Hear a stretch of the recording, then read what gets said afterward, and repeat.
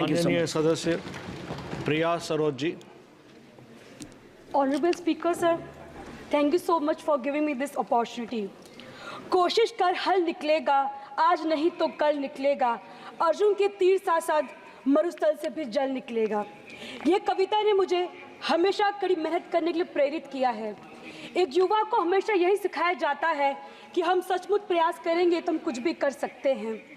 एक युवा के नेता के तौर पर युवाओं के मुद्दा मेरे लिए हमेशा सर्वोपरि हैं। आज मैं एजुकेशन सिस्टम और नीट जैसे इम्पोर्टेंट एग्ज़ाम के पेपर लीक की गंभीर समस्याओं पर चर्चा करने के लिए खड़ी हूँ। ये मुद्दे हमारे युवा और भविष्य के लिए अत्यंत महत्वपूर्ण हैं और इन पर तत्काल ध्यान देने की आवश्यकता है। सर, भारत भाग्यशाली है कि देश की कुल जनसंख्या में 60% से अधिक युवा हैं और इनमें से अधिकतर छात्र हैं। ये युवा देश के विकास कार्यों के लिए बहुत कुछ कर सकते हैं। हालांकि एजुकेशन सेक्टर को हमेशा इनसफिशिएंट बजट का सामना करना पड़ता है। सरकारी वादे भले ही बहुत बड़े होते हैं, लेकिन वास्तविकता में मैं इन वादों को पूरा करते हुए नहीं देख रही हूँ। इसका सीधा असर सरकारी स्कूलों और कॉलेज की व्यवस्थाओं पर पड़ता है, खासकर ग्रामीण क्षेत्रों में। सरकारी स्कूल में शिक्षा की भारी कमी है। भर्ती प्रक्रिया में ट्रांसपेरेंसी कमी के कारण शिक्षा नहीं मिल पा रही है लोगों को।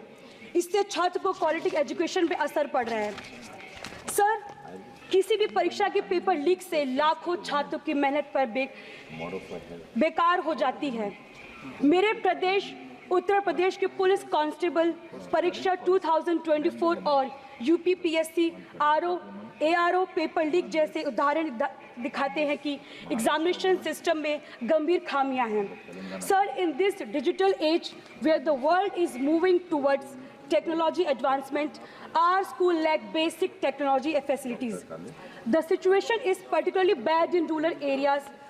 It is imperative to connect students with modern technology so they can compete globally.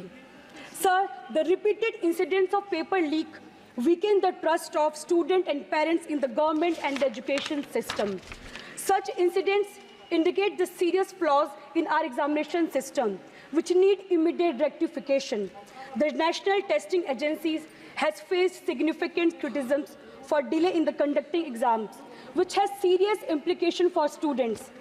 These delays means that students are experiencing delayed admissions in their college, which resulted in shortened semesters, impacting their academic progress, leading to a situation where 2-year postgraduate degrees are effectively taking 1.5 years to complete.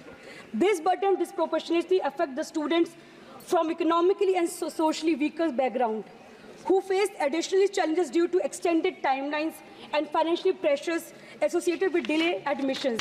The NTA's inability to conduct exam in a timely manner is not just administrative failure, it is legal consequences for the educational trajectories millions of students across the country. Sir, हमें उचित training, routine inspection और modern technology को अपनाने की आवश्यकता है। Paper leak में शामिल लोगों को सख्त सजा देने की ज़रूरत है ताकि ऐसी घटनाएं वापस ना हो। हमारे छात्रों को फॉरेन कंट्री में बेहतर अवसर मिल रहे हैं। हमें अपनी शिक्षा संस्थानों को वर्ल्ड क्लास बनाना होगा ताकि हमारे युवा बाहर ना जाए और यही बेहतरीन सुविधाओं का लाभ उठाएं। अंत में मैं सरकार से आग्रह करती हूं कि एजुकेशन सिस्टम और एग्ज़ाम के कंडक्ट में सुधार के ठोस से ठोस कदम उठाए जाए, जिससे हमारे स्टूडेंट्स का भविष्य सुरक्षित होगा और देश की प्रगति सुनिश्चित होगी। ये भाजपा सरकार कहती है कि सबका साथ सबका विकास, लेकिन इन्होंने तो केवल अपना विकास किया है। देश की जनता जाग चुकी है। पीडीए के मान सम्मान में की डकैती की रक्षा केवल इंडिया गठबंधन कर सकती है। यदि ये सरकार चाहती है कि सबका साथ सबका विकास का नारा पूरा हो तो जातीय जनगणना करा के सबको हिस्सेदारी दे। धन्यवाद।